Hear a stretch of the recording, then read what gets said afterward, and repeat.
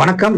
செருப்படி வாங்கிய ஏர்போர்ட் மூர்த்தி, பழி வாங்கிய சிறுத்தைகள், பாஜக, RSS, நாம் தமிழர் தற்கொலைகள் கதர், இதை பத்தி தான் பேச போறோம். அதாவது நீங்க தொடர்ந்து கொடுத்துட்டு இருக்கிற ஆதரவுக்கு ரொம்ப நன்றி. நீங்க வந்து லைக் பண்ணுங்க, ஷேர் பண்ணுங்க, சப்ஸ்கிரைப் பண்ணி பாத்தீங்கன்னா தான் நம்ம போடுற காணொலிக்கு வந்து உங்களுக்கு உடனடியாக கிடைக்கும். நம்ம தொடர்ந்து தமிழக அரசியலையும் இந்திய அரசியலையும் கூர்ந்து கவனிச்சு முக்கியமான விஷயத்தை பத்தி தான் நம்ம பேசுறோம். அதனால உங்க ஆதரவு இருந்தாதான் நான் வந்து சரியான அளவு இது போட முடியும். வாங்க விஷயத்துக்கு. அதாவது 2 நாளைக்கு முன்னாடி வந்து விசிகாவினர் பொது வழியில வந்து ஏர்போர்ட் மூர்த்தியை வந்து செருப்பால் அடிக்கிறத நம்ம பார்த்தோம். வன்முறை வந்து நம்ம எப்போதுமே அதுக்கு ஆதரவு கிடையாது. நம்ம ஆதரவு அது விசிகா செஞ்சாலும் சரி, ஏர்போர்ட் மூர்த்தி செஞ்சாலும் வன்முறை தான். ஸோ அப்போ வன்முறை அப்படிங்கும் போது நம்ம அதனுடைய அது கண்டனம்னு சொல்ல முடியாது. அது நம்ம தொண்டர்கள் கொஞ்சம் உஷாரா நடந்து இந்த விஷயத்துல.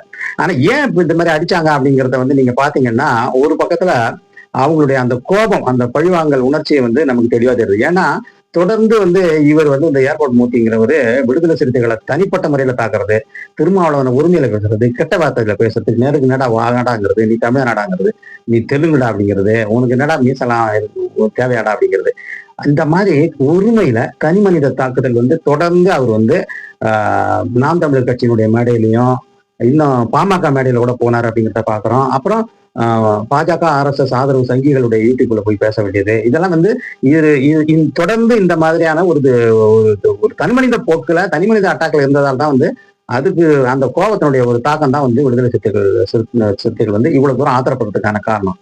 மற்றபடி வந்து இவர் வந்து ஒரு கொள்கை பேசியிருந்தார் வைங்க, ஒரு கொள்கை ரீதியா திருமாவை அட்டாக் பண்றாரு, இல்ல கருத்தியல் ரீதியா, இல்ல வந்து ஒரு கட்சியினுடைய நோக்கம் சார்ந்து அதுல வந்து திரும்ப சரியா செயல்படல, இல்ல திருமாவுடைய அரசியல் வாழ்க்கை வந்து சரி கிடையாது, அவருடைய அரசியல் கருத்துக்கள் சரி கிடையாது, அவருடைய அரசியல் நடவடிக்கைகள் வந்து சரி கிடையாதுன்னு அந்த மாதிரி பொது விமர்சனங்களை வச்சிருந்தா விடுதலை சிறுத்தைகள் வந்து அதுக்கு பதில் கொடுப்பாங்க. திரும்பவும் அதுக்கு பதில் கொடுப்பாரு அப்படிங்கிறத பாக்குறோம். அது நமக்கு இப்ப இஷ்யூ கிடையாது. அது மாதிரி இருந்தா வந்து இவங்க ஏன் வந்து இவர் மேல இந்த அளவு வெறி கொண்டு தாக்கணும் இல்லையா? இப்ப இது வந்து இந்த தாக்குதலை பார்க்கும்போது, நம்ம செருப்பால் அடிக்கும்போது பார்க்கும்போது அந்த அளவுக்கு அந்த விடுதலை சிறுத்தைகள் தொண்டர்களுக்கு எந்த அளவு கோபம் வந்திருக்கும் பாருங்க. தங்கள் தலைவரை வந்து இந்த மாதிரி ஒருமையில பேசுறாரு, தங்கள் தலைவருக்கு எதிராக இருக்கக்கூடிய மேடைகள்ல போயிட்டு தலைவரை பத்தி கேவலமா பேசுறது, சாதி வெறியை வந்து வளர்க்குற மாதிரி பேசுறது. அதாவது பாஜக, RSS, நாம் தமிழர், சில நேரங்கள்ல பாமக, இந்த கட்சிகளுடைய கொள்கைகளுக்கு ஆதரவாக இருக்க மாதிரியான மேடைகள்ல யூடியூப்ல போயிட்டு தொடர்ந்து பேசுறது, திரும்ப வந்து கேவலப்படுத்துறது, இண்டிவிஜுவலா ஒண்டி கொண்டு வாடாங்கிறது. ஸோ இப்ப இந்த மாதிரியான ஒரு தனி மனித தாக்குதல்களுக்கு தங்கள் தலைவர் உட்படுத்தப்படும் போது அவர்களுக்கு இயல்பான ஒரு கோபம் வரும் இல்லைங்களா? ஸோ அந்த கோபத்தினுடைய வெளிப்பாடாக தான் அவங்க தாக்குனாங்க அப்படிங்கிறத பாக்குறோம். அதே சமயம் வந்து ஏர்போர்ட் மூர்த்தி வந்து சும்மா போகல, அவருமே கத்தி வச்சிருக்காரு. கத்தியை வச்சு அவர் வந்து அட்டாக் பண்ண பாக்குறாரு. ஒரு தொண்டருக்கு வந்து கத்தி குத்துலாம் நடந்திருக்கு அப்படிங்கிறத பாக்குறோம். ஸோ இப்ப இவருமே வந்து சாதாரண போகல. இப்ப இன்ஃபேக்ட் இப்ப நமக்கு கடைசியா கிடைக்கிற தகவல்கள் என்ன தெரியுதுன்னா, அவங்க வந்து டீ கடையில உட்காந்து டீ குடிச்சிருக்காங்க. இவரு டிஜிபி ஆபீஸ் போனவர் போயிட்டு வர வேண்டியதானே, இவர் அவங்கள போய் வம்பிட்டு இருக்காரு பேச்சு. பேச்சு கொடுத்து வம்பிட்டதால அதுக்கு எதிர்வினையா தான் அவங்க சில கேள்விகள் கேட்கும் போது இந்த மாதிரியான ஒரு தகராறு இருக்குங்கிறத பாக்குறோம்.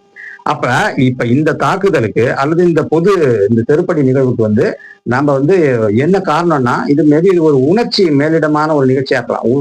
உணர்ச்சியால் உந்து வயப்பட்ட இந்த சிறுத்தைகள் தங்களுடைய தலைவரை இந்த மாதிரி தொடர்ந்து வந்து தனி மனித தாக்குதல் நடத்துறாரு, அவரை கேவலப்படுத்துறாரு அப்படிங்கிற அதனுடைய எதிர்ப்பினுடைய வெளிப்பாடாக கூட இந்த பழிவாங்கல் இருந்திருக்கலாம், இந்த அட்டாக் இருந்திருக்கலாம்.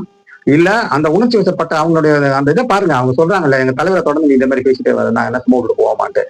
ஸோ இது வந்து ஒரு ரியாக்ஷனரி, ஏர்போர்ட் மூர்த்தி நடந்துகிட்ட முறைக்கு அது ஒரு ரியாக்ஷனரியா தான் நம்ம இதை பார்க்கணும் அப்படிங்கிறத நம்ம முதல் கட்ட கருத்தா சொல்கிறோம். ஸோ அந்த பழிவாங்கலுக்கு வந்து ஏதோ ஒரு காரணம் இருக்கு. தொடர்ந்து ஏர்போர்ட் மூர்த்தி இந்த மாதிரி பண்ண அந்த வேலைகளுக்கு பதிலாக தான் இது நடந்திருக்கு அப்படிங்கிறத பாக்குறோம். சரி, இப்ப இது நடந்து முடிந்த பிறகு பாத்தீங்கன்னா தொடர்ந்து வந்து திருமாவை அட்டாக் பண்ணி காணொலிகள் வந்து போடுறாங்க.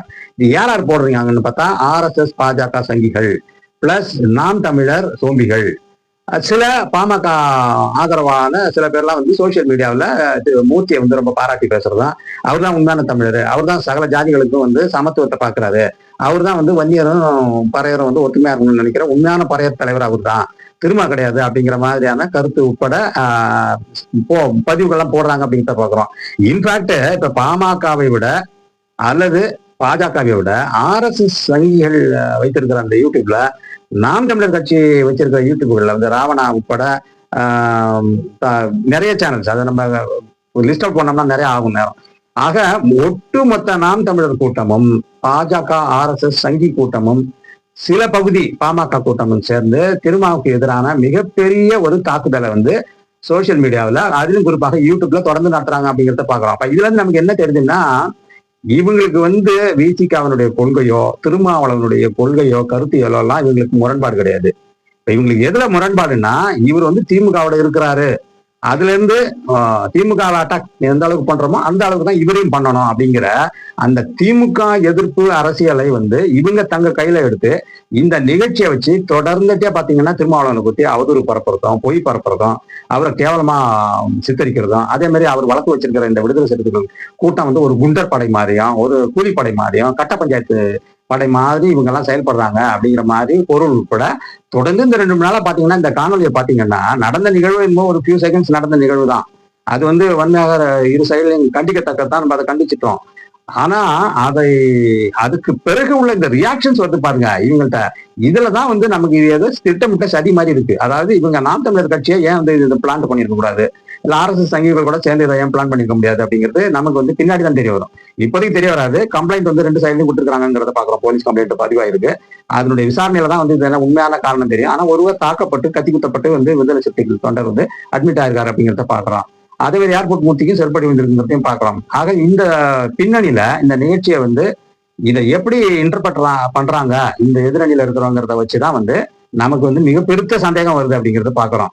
இப்ப இதனுடைய நோக்கம் என்னவா இருக்குன்னா, இப்ப இவங்க இந்த மாதிரி எல்லாம் அதாவது கிஷோர் கே சாமியில இருந்து ஆரம்பிச்சு ராவணா வலையிலே இன்னும் நிறைய பேர் பாத்தீங்கன்னா இவங்க போடுற பதிவுகள்லாம் பாத்தீங்கன்னா என்னமோ ஏர்போர்ட் மூர்த்தி ரொம்ப உத்தமர் மாதிரியும், அவர் பல ஜாதிகளை இணைக்க முயற்சி செய்வர் மாதிரியும், அவர் தான் பறையர்களுடைய உண்மையான தலைவர் மாதிரியும், வீர ஆண்மகன் மாதிரியும், அவரை மாதிரி ஒரு ஆண்மை உள்ள தலைவரை பார்த்ததே கிடையாது.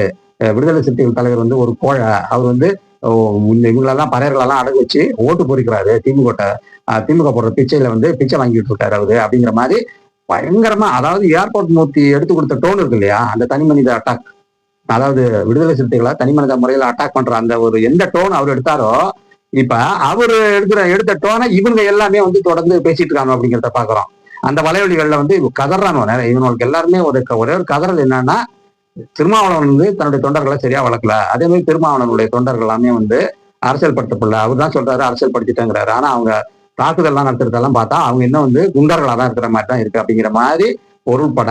அதே மாதிரி திருமாவளவனும் ரவுடி தான், அவரு வச்சு ஆள் வச்சுதான் மூர்த்தியை தாக்கியிருக்காரு அப்படிங்கிற மாதிரி அந்த பொருள்படவும் அவங்களுடைய காணொலிகள் நம்ம இருக்குங்கிறத பாக்குறோம்.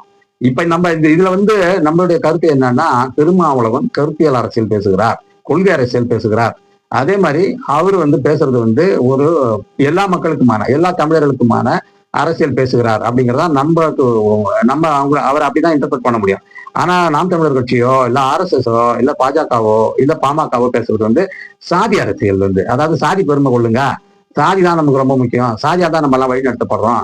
ஆகவே சாதி பெருமை மூலம் ஒருத்தரும் அவங்க சாதி பெருமை போட்டுக்கணும். ஆனா சாதி மோதல்கள், சாதி அடக்குமுறைகள்லாம் நடந்தா அதை கண்டுக்காம அப்படியே விட்டுட்டு போயிட்டே இருக்கணுங்கிற மாதிரி இது RSS ஒரு அரசியல் தான். ஏன்னா ஏற்கனவே நாம் தமிழர் கட்சி RSS ஒரு பிரிவா மாறிச்சுங்கிறத பாக்குறோம். ஸோ அந்த சென்ஸ்ல நாம் தமிழர் கட்சி பேசுற அரசியலும், சீமான் பேசுற அரசியலும், பாஜக RSS சங்கிகள் பேசுற அரசியலும் இறங்குற ஒண்ணுதான். அதனால 2 பேருமே மதவெறியை தூக்கி பிடிப்பவர்கள் அல்லது சாதி வரியை தூக்கி பிடிப்பவர்கள், இல்ல 2ஐயும் தூக்கி பிடிப்பவர்கள் அப்படிங்கிறத நம்ம பாக்குறோம்.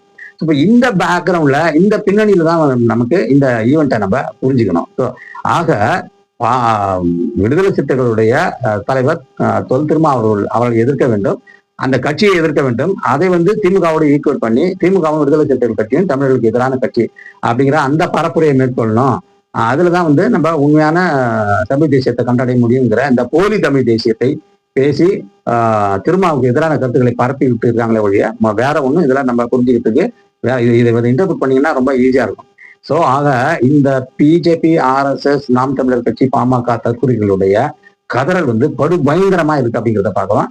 இவங்க கதறாங்கன்னாலே திரும்ப நல்ல வழியில போறாருன்னு தான் அர்த்தம், திரும்ப தொண்டர்கள் நல்லா இருக்கிறாங்கன்னு தான் அர்த்தம். அதை தான் நம்ம இந்த நேரத்துல சொல்லிக்கொள்ள விரும்புகிற கருத்தாகும். இன்னொரு அமர்வுல வேறொரு விடயத்தை பார்ப்போம். நன்றி, வணக்கம்.